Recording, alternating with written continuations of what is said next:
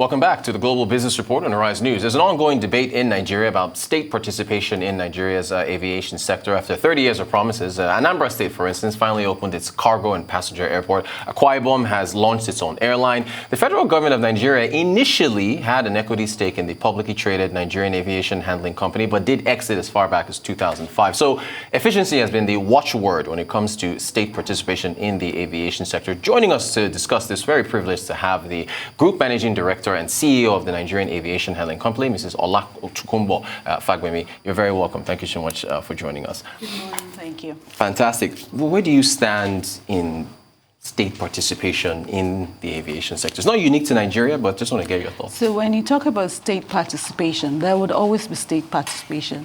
It's how would the state participate? And so in what realm will the state participate? So we start from the beginning, and the beginning is regulation, because you have to have the right operating environment for you to be able to thrive and that business to thrive. So the right operating environment in Nigeria is created by the Nigerian Civil Aviation Authority. The critical elements within the aviation sector, you'll be looking at the airports, so you'll be looking at the airlines, ground handling companies, and other service providers. And it depends on what you want. So if I start with the airlines, because they bring the passenger, they bring the cargo. And there's a lot of talk about whether you want to have a flat carrier or you don't want to have a flat carrier.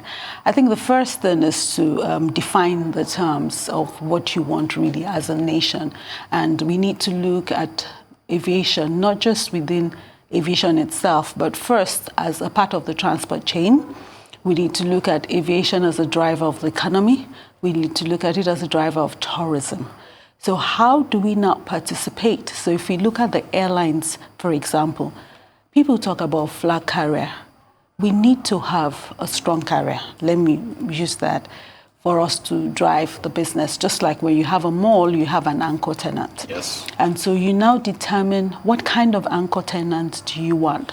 So what kind of strong carrier do you want? So you could have a flat carrier that is owned by government. You could have a flat carrier that is privately owned. You could have British Airways carries the name British, but is not owned by government.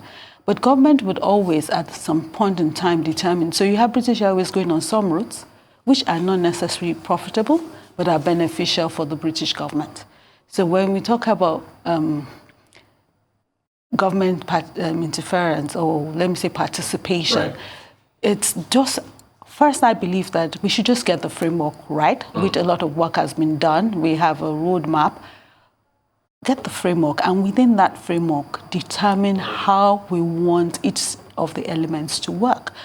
And so if we're looking at airports, for example, airports cost a lot of money to build. They do.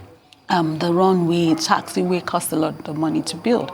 So across the world, you would find that either the government built it and concessioned it, the government built it and owns it. And you have government at all levels owning airports. So you have federal governments owning airports, you have state governments, and in some places it's strictly municipal government, because the municipal governments are strong enough to be able to do that. So Atlanta Airport is run by the city of Atlanta.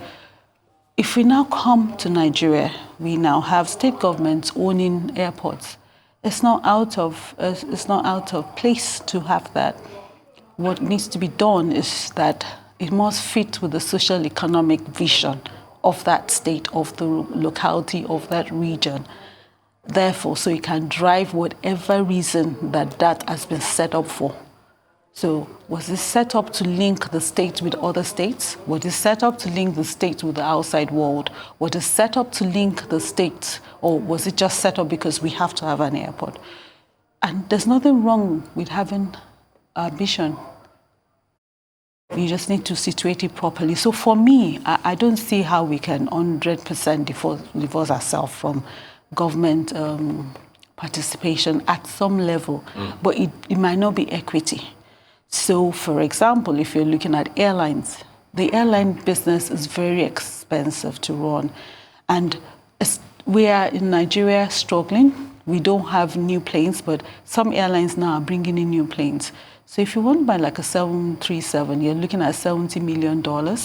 Wow. And so if you compare that to what a bank has as their equity and you're looking at buying, and most people will buy an aircraft quote of 10. So if you're looking at buying, because then you get good discounts. Right. So you can imagine how much money you're talking about. So one way or the other, government must support with loans, because then if you're an international carrier, you're competing with an Emirates that gets money at how much? British Airways, Delta, how much is the cost of funds? So you need government support in one way or the other. Should it be equity? Should it be debt? Should it be some kind of incentive? Those are things that government needs to put down. And if you look at the roadmap, some of those things are already in place. And my understanding of the conversation that is ongoing in terms of the national carrier, I don't think government is saying they want to 100% run it. I'm not sure what it is exactly. But for me, what I think we should have is a clearly defined operating environment where we determine, okay, so we want to have maybe 1 or 2 flag carriers. How do we want to support them? What's the criteria? So if you come to the market and you say you want to be the flag carrier, forget whether it's owned by government or not.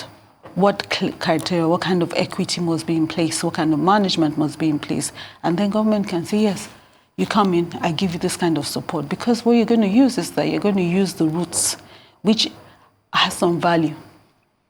And once you use those routes, it's part of our national our well-being, our wealth, you know. So if that criteria is clearly spelled out, then it's open for people based on that criteria. We have some set up already, but if we want to move the business, we need to tighten and make some things very clear. And we can have different types of airlines. You can have airlines that just provide service to another airline. So if you go to the US sometimes, if you're on Delta, you may find out that it's Delta run by another airline. Right. But let me bring you back to our place, which is the Ground Handling Company. And the airlines are important to us because it is when they thrive that we thrive. Right. Because what we do essentially is we support them. We support everything that allows the airline to be able to take all the passengers on board, and then when they land, to take them off the aircraft safely. We do that also for cargo. That's just putting it simply. So you see why, for us in NACO, we are passionate about the airlines, because when they thrive, we thrive.